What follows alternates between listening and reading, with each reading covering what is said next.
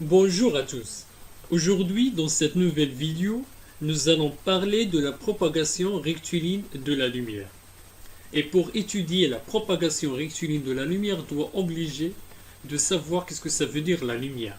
Et dans ce cas, on peut définir la lumière en deux grands aspects. Aspect corpusculaire comme un ensemble des petites particules appelées des photons, que chaque particule porte une énergie. Vous avez déjà connu que E égale à h nu. H c'est la constante de Planck et nu c'est la fréquence.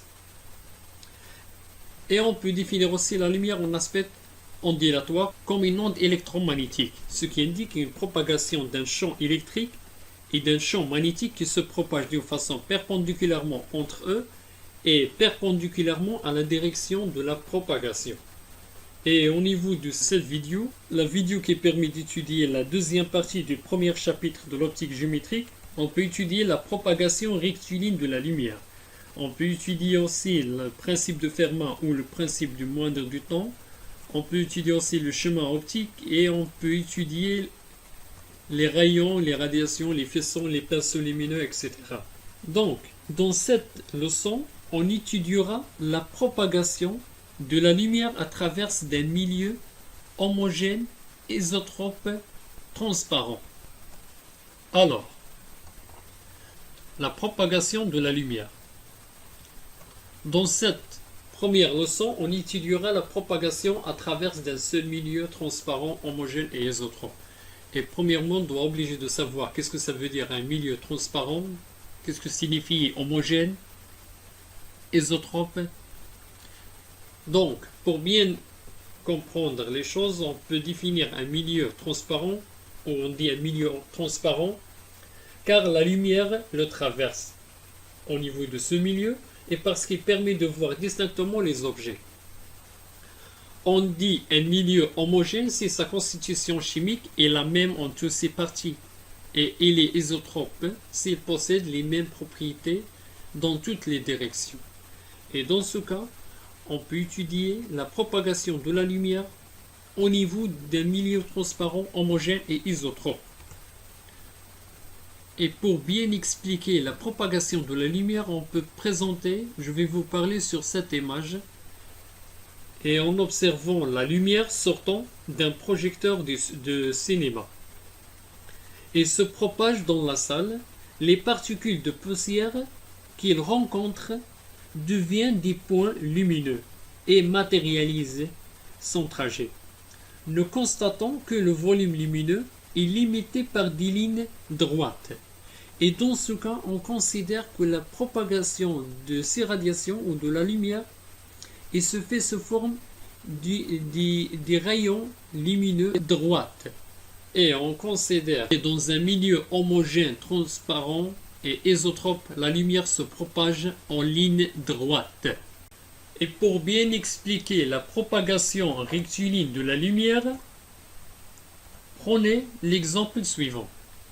Il est très facile de le découvrir de manière expérimentale. Prenez deux cartons, chacun de ces cartons percé d'un petit trou étendu au bout du bras en visant un objet. Au niveau de cet exemple, l'objet c'est la bougie. Vous pouvez constater avec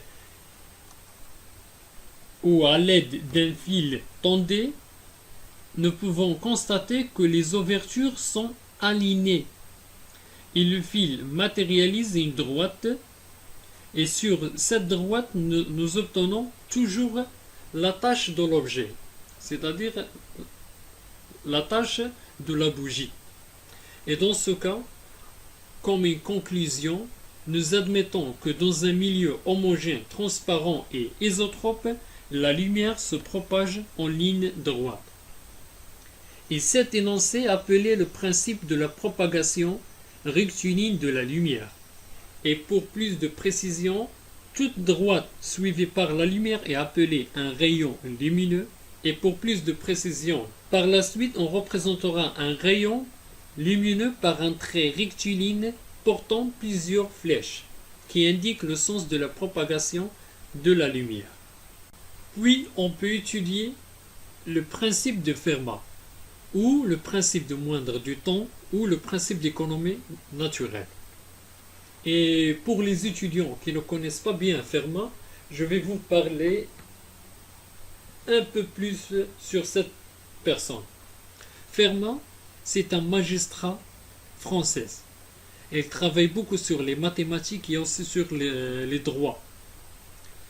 Et pour, et pour le principe de Fermat, ou le principe de moindre du temps, et comme une petite, et pour bien expliquer ce principe, on peut définir que le principe de Fermat permet d'étudier le chemin effectivement suivi par la lumière pour aller d'un point à un autre et celui pour lequel le temps de parcours est minimum. Et quand ce rayon lumineux traverse deux milieux différents, c'est-à-dire deux milieux qui possèdent un indice de réfraction différent, c'est-à-dire leur n égale à c sur v. Le rapport entre la propagation de la lumière dans le vide, ce qui indique la célérité, et la propagation de la lumière dans un milieu quelconque. Et dans ce cas, nous distinguons la présence de deux milieux différents, N1, N2. Et quand le milieu N1 porte une valeur plus grande que celle du milieu 2, on dit que le milieu 1 est plus réfringent que celle du milieu 2.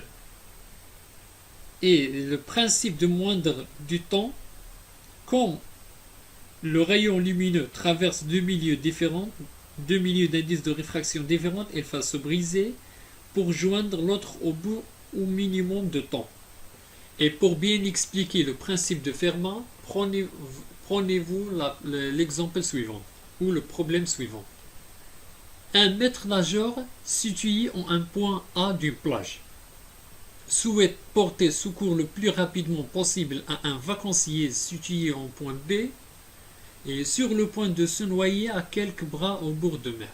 Il court sur la plage à la vitesse 1 et il nage à la vitesse V2. Donc dans ce problème, on a deux vitesses. La vitesse V1 et la vitesse V2. La question qui se pose, que doit être le chemin suivi par la lumière, par le maître nageur afin que le vacancier soit sauvé le plus rapidement? Et pour clarifier le but de ce problème, on considère que le maître nageur possède trois choix. Premièrement, si le maître nageur peut courir en ligne droite en direction du nageur, et bien sûr ce n'est pas la bonne solution. Maître nageur, qu'Allah. Deuxième choix. Un maître nageur jeune avec peu d'expérience choisit une trajectoire qui minimiserait la distance de nage. Et le troisième choix, un maître nageur expérimenté connaissant bien le principe de Fermat prend la trajectoire qui est globalement rendre la durée d'intervention le plus courte possible. Et troisièmement, un maître nageur expérimenté connaissant bien le principe de Fermat et prend la trajectoire qui est globalement rend la durée d'intervention le plus courte possible. Dans ce cas, je constate qu'il y a trois trajets suivis par le maître nageur. Trajet numéro 1, trajectoire 1, trajet 2, trajet 3. Et dans ce cas, nous constatons que le trajectoire le plus mieux pour le maître nageur est le trajectoire numéro 2 qui possède deux propriétés. C'est le trajectoire qui est situé au milieu, c'est-à-dire entre les deux. Et ce trajectoire possède ou porte deux propriétés plus importantes. Premièrement, qui n'est pas trop longue. Et deuxièmement, qui possède une durée de nage pas trop longue aussi, contrairement au trajectoire 1.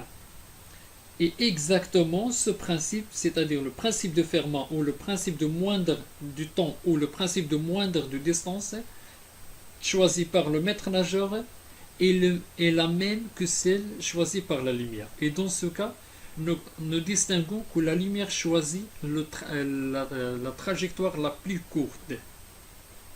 Et lorsque notre étude concernant la propagation rectiligne de la lumière, dans cette vidéo, c'est-à-dire dans la deuxième partie de la première chapitre d'optique géométrique, et nous avons trouvé ou constaté comme un résultat de ces études, dans un milieu transparent, homogène et isotrope, la lumière se propage en ligne droite.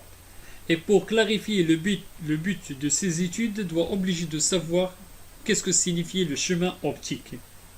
Et comme une définition, le chemin optique est un outil de l'optique géométrique dans un milieu homogène, transparent et isotrope.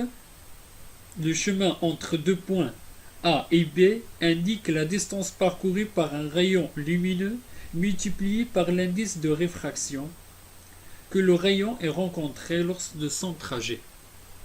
Et une définition générale, on appelle un chemin optique, c'est la propagation de la lumière entre deux points A et B. Et d'une façon générale, on appelle le chemin optique de A en B le long d'un trajet, c'est la longueur que la lumière parcourue dans le vide pendant le temps qu'il met pour aller de point A à B à travers les milieux considérés. Et le chemin optique peut être considéré comme une notation ou une définition plus importante pour étudier la propagation rectiligne de la lumière. Et pour expliquer le but du chemin optique, on peut étudier cet exemple. Si dans l'eau d'indice de réfraction NE, et nous avons déjà connu que l'indice de réfraction, c'est le rapport entre la propagation de la lumière dans le vide et la propagation de la lumière dans un milieu quelconque. N égale à C divisé par V. Et la lumière parcourt 30 secondes, le chemin optique correspond et L égale à 40 cm, c'est-à-dire que la lumière parcourue dans le vide pendant le même temps, une longueur égale à 40 cm. Et pour étudier cet exemple, vous pouvez obliger d'utiliser la relation suivante. L à B égale l'indice de réfraction du milieu dans lequel la lumière passe d'un point A à un point B, et l'indice de réfraction égale à C divisé par V, c'est le rapport entre la vitesse de la lumière dans le vide et la vitesse de la lumière dans un milieu quelconque. Et cette relation permet de donner une valeur numérique constante.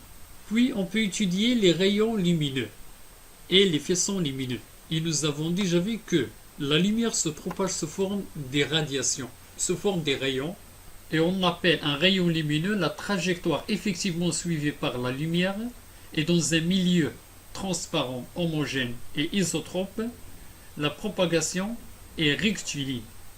Et les rayons lumineux sont des droites que l'on représente avec par plusieurs flèches, indiquant dans quel sens se fait la propagation.